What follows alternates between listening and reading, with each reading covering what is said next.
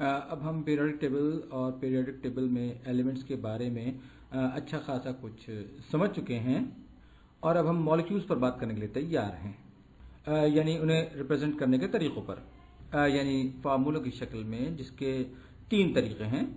इनमें से एक मॉलिक्यूलर फार्मूला है, मॉलिक्यूलर फार्मूला। फिर हमारे पास है एम्पिरिकल फार्मूला, इसे मैं अलग रंग में लिख रहा हूँ, एम्पिरिकल फार्मूला। तो इन दोनों में डिफरेंस पर बात करने से पहले मैं वर्ड एम्पिरिकल की थोड़ी सी हिस्ट्री आपको बता दूं। तो जब मैंने केमिस्ट्री क्लासेस नई लेनी शुरू की और अपने टीचर से पूछा कि एम्पिरिकल का वाकई में मतलब क्या है, तो उन्होंने मुझे बताया कि इसका मतलब कोई ऐसी चीज़ है जो एक्सपेरिमेंट या ऑब्जर्वेशन से हासिल की गई हो या एक्सपीरियंस पर बेस करती हो।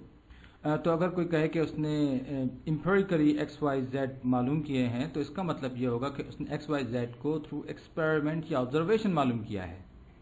लेकिन दूसरी तरफ molecular formula actual number of atoms होते हैं किसी मॉलिक्यूल में। तो एम्पिरिकल फार्मूला हमें बताता है कि हमने क्या ऑब्जर्व किया। तो अगरचे हम किसी एटम में, किसी मॉलिक्यूल में डिफरेंट एटम्स के बारे में ना जानते हो, लेकिन फिर भी एम्पिरिकल फार्मूला के ज़रिए हम ये बता सकते हैं कि उन एलिमेंट्स का एक दूसरे के साथ रेशियो क्या है। मसलन मेरे पास कुछ बेंजीन है, ये बेंजीन। तो बेंजीन का मॉलिक्यूलर फार्मूला है C6H6, यानी कार्बन के 6 और हाइड्रोजन के भी 6 एटम। तो अगर आप 19वीं सदी के कोई केमिस्ट होते तो और आपको बेंजीन के एक्चुअल एटम्स के बारे में कुछ ज़्यादा आइडिया नहीं होता, तो आप बेंजीन में कार्बन और हाइड्रोजन एटम्स का आपस का रेशियो मालूम करने की कोशिश करते, तो आपको ये पता चलता कि हर एक कार्बन एटम के लिए बेंजीन में एक हाइड्रोजन एटम है। तो आपका एम्पिरिकल फार्मूला इन दोनों का रेशियो होता। आपको ये नहीं पता कि हर मॉलिक्यूल में 6 एटम्स हैं, लेकिन आपको सिर्फ रेशियो पता है 1:1 का। तो आप मॉलिक्यूलर फार्मूला से एम्पिरिकल फार्मूला पे बड़ी आसानी से जा सकते हैं। बस आपको ग्रेटेस्ट कॉमन डिवाइजर मालूम करना है इस मॉलिक्यूल के एटमों का। तो यहाँ 6 और 6 मतलब 6 हुआ, और यूँ आपका एम्पिरिकल फार्मूला CH हुआ। लेकिन एम्पिरिकल फार्मूला से मॉलिक्यूलर फार्मूला पे जाना बहुत मुश्किल है। जैसे ये CH देखकर मैं बिल्कुल नहीं बता सकता कि ये C1H1 है, C2H2 है, C4H4 है वगैरह। और अब मैं केमिकल फार्मूले का तीसरे तरीके पर बात करूंगा, और ये है स्ट्रक्चरल फार्मूला। जैसे यहाँ बेंजीन का स्ट्रक्चरल फार्मूला क्या होगा देखते हैं। तो स्ट्रक्चरल फार्मूला हमें बताता है कि किसी मॉलिक्यूल में एटम किस तरह से एक दूसरे के साथ स्ट्रक्चर्ड हैं। तो बेंजीन को आमतौर पर कुछ इस तरह से बनाया जाता है, इस तरह से। ऑर्गेनिक केमिस्ट्री में ऐसे स्ट्रक्चर्स आपको बार बार बनानी और देखनी पड़ेंगी। ये एक हेक्सागोन है जिसके वर्टिसेस कार्बन एटम्स हैं। ये आए carbon atoms, carbon carbon carbon carbon carbon, ये जनाब 6 कार्बन, और एक को छोड़कर एक कार्बन एटम के बीच में डबल बॉन्ड भी आ रहा है, और फिर हाइड्रोजन के साथ इनके सिंगल बॉन्ड्स हैं, ये मैं बना रहा हूँ। ये इन कणियों के साथ आकर हाइड्रोजन एटम जुड़ेगा। तो ये आया हाइड्रोजन, फिर हाइड्रोजन, ये तीसरा हाइड्रोजन, चौथा, पांचवा और ये छठा। और जाहिर हुआ कि मॉलिक्यूलर स्ट्रक्चरल फार्मूला हमें किसी मॉलिक्यूल के बारे में सबसे ज़्यादा इंफॉर्मेशन देता है। इसमें आपको हर एटम की पोजीशन पता चल रही है, जबकि यहाँ आपको सिर्फ ये पता चल रहा है कि कितने एटम हैं हर मॉलिक्यूल में, जबकि एम्पिरिकल फार्मूला में सिर्फ आपको रेशियोज मिल रहे हैं। ये स्ट्रक्चरल फार्मूला। अब हम कुछ और एग्जांपल्स देखते हैं। जैसे कि अब हम पानी यानी वाटर की बात कर रहे हैं। मेरा ख्याल है पानी का मॉलिक्यूलर फार्मूला आपको भी याद होगा, जो H2O है। तो इसका एम्पिरिकल फार्मूला क्या होगा? यहाँ चूंकि हम रेशियो मालूम करना चाहते हैं, तो आंसर होगा हर ऑक्सीजन के लिए 2 हाइड्रोजन या हर हाइड्रोजन के लिए आधा ऑक्सीजन। तो इस फार्मूले को आप फर्दर रिड्यूस नहीं कर सकते। तो ये एक ऑक्सीजन है, तो इन दोनों का ग्रेटेस्ट कॉमन डिवाइजर कौन सा होगा? तो ये 1 ही होगा। तो इस केस में एम्पिरिकल फार्मूला और मॉलिक्यूलर फार्मूला बिल्कुल सेम होंगे। और अब सल्फर के बारे में क्या ख्याल है? सल्फर मॉलिक्यूल भी बहुत दिलचस्प मॉलिक्यूल है, क्योंकि 12 ये एक ही एटम के, एक ही एलिमेंट के डिफरेंट एटम्स से मिलकर बनता है।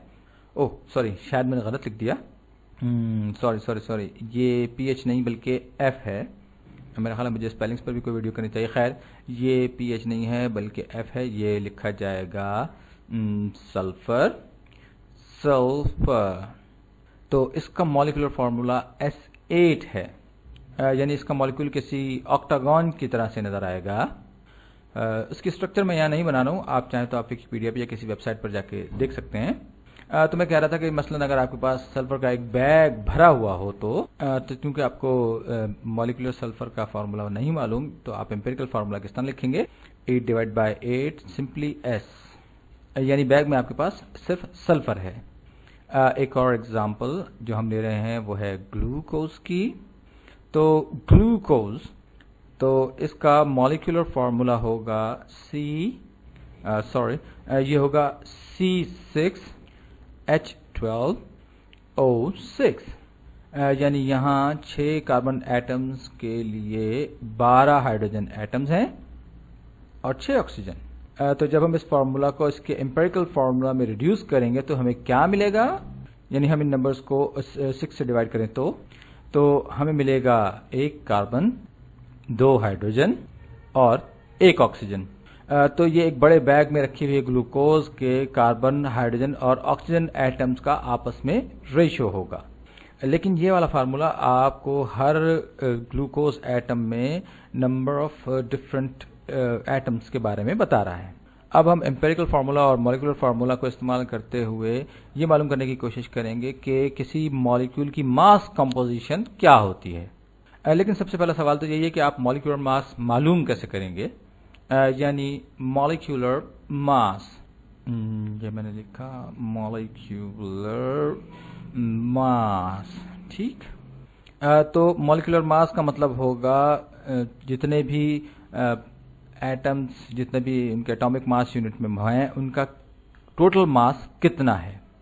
जैसे कि अगर हम मॉलिक्यूलर मास मालूम करना चाहें जैसे इस बेंजीन का, तो हम क्या करेंगे, यानी ये इस बेंजीन के एक मॉलिक्यूल का मास कितना होगा, ये हम कैसे मालूम करेंगे, तो आइए देखते हैं। तो हम इस मॉलिक्यूल में शामिल हर एटम का मास एटॉमिक मास यूनिट में ऐड करते चले जाएंगे। तो ये मैंने लिखा बेंजीन, बेंजीन। इसमें आपके पास 6 कार्बन हैं और 6 ही हाइड्रोजन हैं। तो हर कार्बन का मास कितना होगा, यह है पीरियोडिक टेबल। इसे मैंने लॉस एलमोस नेशनल लेबोरेटरी की वेबसाइट से डाउनलोड किया है। ये बड़ी खूबसूरत है, जबरदस्त है। तो कार्बन का एटॉमिक मास कितना होगा। पिछली पीरियोडिक टेबल जो मैंने विकिपीडिया से ली थी उसमें सिर्फ एटॉमिक नंबर्स थे, लेकिन इसमें एटॉमिक मास भी दिखाए गए हैं और इस वक्त हम उन्हीं से डील कर रहे हैं। तो अब हम एटॉमिक मास देखना शुरू करेंगे। याद कीजिए, जब हम एटॉमिक मास यूनिट में एटॉमिक मास की बात करते हैं तो वो number of protons plus number of neutrons के बराबर होती है। यानी यहाँ कार्बन में 6 प्रोटॉन 6 न्यूट्रॉन 12, और डेसिमल का मतलब भी आपको याद आ गया होगा कि ये पूरा ओवरऑल एवरेज है डिफरेंट आइसोटोप्स का। तो ज़मीन पर बहुत कम कार्बन 14 होता है, ज़्यादातर C12 भी होता है, और इन दोनों का प्रोपोर्शनल एवरेज है 12.01 बनता है। तो यहाँ भी हम कार्बन 12 की बात करेंगे। तो कार्बन, यानी ये कार्बन, तो कार्बन का मास हुआ 12 एटॉमिक मास यूनिट्स। और ये मैं बता चुका हूँ कि एटॉमिक मास यूनिट भी मास ही का एक यूनिट है, लेकिन ये बहुत बहुत बहुत छोटा मास यूनिट है, जो एक ग्राम या किलोग्राम का बहुत बहुत बहुत छोटा हिस्सा है। इस पर शायद मैं अगली वीडियो में बात करूँ। तो कार्बन 12 एटॉमिक मास यूनिट के बराबर है। और अब हाइड्रोजन के बारे में क्या ख्याल है, तो इसे हम पीरियोडिक टेबल में देखते हैं। तो ये हाइड्रोजन जी रहा डार्क ब्लू में। तो हाइड्रोजन का एटॉमिक नंबर 1 है, जबकि इसका एटॉमिक मास 1.0008 है। यानी जमीन पर पाई जाने वाली ज्यादातर हाइड्रोजन का एटॉमिक मास जो है वो 1 है, यानी एसेंशियली इसमें कोई न्यूट्रॉन नहीं होता। तो ऑक्सीजन इस लिहाज से भी इंटरेस्टिंग है क्योंकि इसका न्यूक्लियस मोस्ट सिंपल न्यूक्लियस है, यानी सिर्फ एक प्रोटॉन वाला। यानी अगर आप हाइड्रोजन को आयोनाइज कर दें, यानी इसका एक इलेक्ट्रॉन बाहर निकाल दें, तो आपके पास क्या बचेगा, वो सिर्फ एक प्रोटॉन होगा, एक अकेला प्रोटॉन। यानी एक प्रोटॉन कुछ नहीं होता, सिर्फ हाइड्रोजन एक एटम उसका न्यूक्लियस होता है। यानी हाइड्रोजन इतना सिंपल है। तो हाइड्रोजन का एटॉमिक मास 1 होगा, जाहिर है कि अगर इसमें कोई न्यूट्रॉन होता तो ये ज़्यादा होता, खैर यह सूरत हाल दूसरी है। तो यहाँ हाइड्रोजन का एटॉमिक मास आएगा 1 एटॉमिक मास यूनिट। तो बेंजीन के एक मॉलिक्यूल का मॉलिक्यूलर मास कितना होगा? तो ये होगा 6 टाइम्स कार्बन मास, यानी 6 × 12 plus 6 times mass of hydrogen. तो 6 टाइम्स 12 ये होगा 72 प्लस 6 टाइम्स 1 यानी 6, तो ये होगा 78। तो अगर कोई ये पूछे कि कितने परसेंट बेंजीन कार्बन पर मुश्तमिल है, तो आप आसानी से बता सकते हैं कि ये कार्बन है और बेंजीन में इसका मास 72 एटॉमिक मास यूनिट्स जितना है। तो ये होगा कार्बन। तो बेंजीन में कार्बन की परसेंटेज होगी 72 डिवाइडेड बाय 78 इंटू 100। तो ये होगा 72/78। सॉरी, इसे मैं कैलकुलेटर खोल के सही से मालूम करता हूँ। मुझे कैलकुलेटर पहले ही खोल लेना चाहिए। खैर, मैं थोड़ी देर में लॉन्च कर लेता हूँ इसको। ये मैं गया, ओह मेरे सामने ये आ गया कैलकुलेटर। अब मैं जाता हूँ। तो 72 डिवाइडेड बाय 78 कितना आएगा? तो ये परसेंटेज में होगा 92.3%। तो बेंजीन 92.3% कार्बन है, यानी बाय मास, और जाहिर है कि बाकी का 7.7% जो है वो हाइड्रोजन होगी। चलिए, ये एग्जांपल तो पूरी। अब हम कुछ और एग्जांपल्स को देखते हैं। जैसे वाटर के एक मॉलिक्यूल का मास कितना होगा? जमीन पर वैसे ही बहुत ज़्यादा पानी है, तो हम ये मालूम करना चाहते हैं कि वाटर का मॉलिक्यूलर मास कितना है। तो हाइड्रोजन हुआ 1 एटॉमिक मास यूनिट, और ऑक्सीजन कितना होगा? ये एग्जैक्ट 16 है, यानी मोस्ट ऑफ द टाइम आपके पास ऑक्सीजन एटम में 8 प्रोटॉन और 8 न्यूट्रॉन आपको मिलेंगे। तो इसका एटॉमिक मास 16 होगा। तो ऑक्सीजन का एटॉमिक मास होगा 16 एटॉमिक मास यूनिट्स। तो इस पूरे मॉलिक्यूल में आपके पास 2 हाइड्रोजन एटम्स हैं, यानी 2 times the mass of hydrogen plus 1 oxygen, यानी ये होगा 16। तो पानी का एक मॉलिक्यूल 18 एटॉमिक मास यूनिट्स जितना होगा। और अगर आपसे कहा जाए कि बाय मास पानी में कितनी परसेंट ऑक्सीजन है, तो वो 16 में से 8 हिस्से जितनी होगी। तो ये मैंने अपना कैलकुलेटर फिर बाहर निकाला। तो 16 डिवाइडेड बाय 18, ये राउंड फिगर में 88.89% होगा, यानी 88.89% ऑक्सीजन। 88.89% ऑक्सीजन। तो पानी का बहुत बड़ा हिस्सा असल में ऑक्सीजन है। ये बड़ी दिलचस्प बात है कि यहाँ आपके पास 2 हाइड्रोजन हैं, यानी हर एक ऑक्सीजन के मुकाबले में 2 हाइड्रोजन, लेकिन ऑक्सीजन की मास इतनी ज़्यादा है, यानी 16 टाइम्स ज़्यादा, कि फिर भी हम पानी के ज़्यादा हिस्से को ऑक्सीजन ही करार देंगे। अब मेरी वीडियो का टाइम बिल्कुल फिनिश होने के करीब आ रहा है, और अगली वीडियो में मैं बात करूंगा मुख्तलिफ और मास कॉम्पोजिशंस की। और अब एक छोटा सा साइड नोट, पिछली रात मैं मेटल्स के बारे में कुछ रिसर्च कर रहा था, तो मुझे ये बात मालूम हुई कि बाज़ मेटल्स दूसरों के मुकाबले में क्यों ज़्यादा कंडक्ट करते हैं और कुछ क्यों कम कंडक्ट करते हैं। तो इन मेटल्स और ट्रांजिशन मेटल्स के बारे में मुझे बड़ी दिलचस्प बातें मालूम हुई। तो पिछली किसी वीडियो में आपको याद होगा कि मैं रियल मेटल्स और ट्रांजिशन मेटल्स के बारे में बात कर रहा था।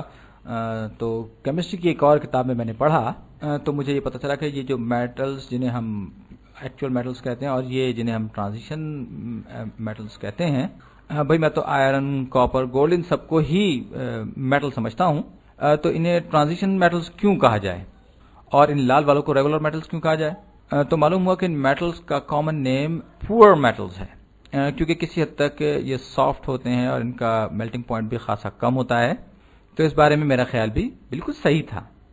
तो अपनी फिजिकल प्रॉपर्टीज के हिसाब से ये जो ट्रांजिशन मेटल्स हैं यही असली मेटल्स भी हैं, और वैसे भी केमिस्ट्री में मेटालिक नेचर की जो डेफिनेशन है उस पर ये ज़्यादा पूरे उतरते हैं, यानी जो भी जितना ज़्यादा इलेक्ट्रॉन्स डोनेट करना चाहेगा वो उतना ही ज़्यादा मेटालिक नेचर का होगा, यानी ये इधर लेफ्ट डाउन वाले और ये ऊपर वाले राइट वाले ये बहुत कम इलेक्ट्रॉन्स डोनेट करना चाहते हैं, यानी इनकी मेटालिक नेचर बहुत ही कम होती है। और इस बारे में भी डिबेट है कि ये जो पुअर मेटल्स हैं इन्हें पुअर मेटल्स कहा ही क्यों जाता है। कुछ केमिस्ट इनको पुअर मेटल्स कहना चाहते हैं और कुछ इन्हें सिर्फ मेटल्स ही कहना चाहते हैं। ये शोशा मैंने आपके सिर्फ दिमाग को जगाने के लिए छोड़ा है। बात सिर्फ इतनी सी कि मैं इन ट्रांजिशन मेटल्स को ज़्यादा मेटल समझता था इन मेटल्स के बारे में, और इसीलिए मैंने सारी रिसर्च की। इससे कुछ काम बन गया। तो खैर, अब आपसे अगली वीडियो में मुलाकात होगी।